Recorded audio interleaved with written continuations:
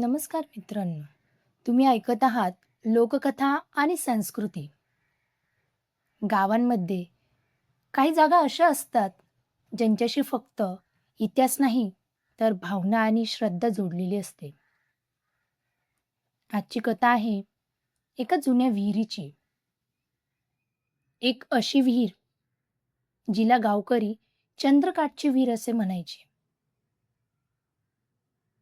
एक डोंगराळ गावाच्या बाहेर एक जुनी दगडी विहीर होती.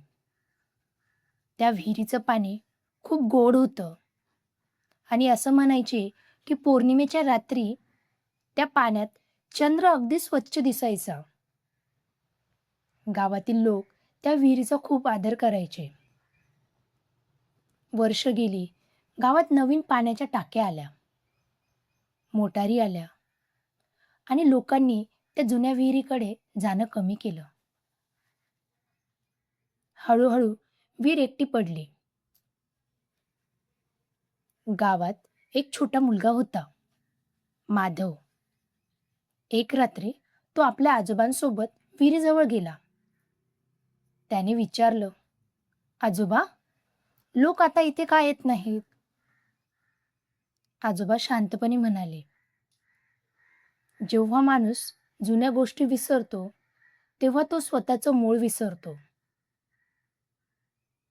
त्या वर्षी गावात मोठा दुष्काळ पडला.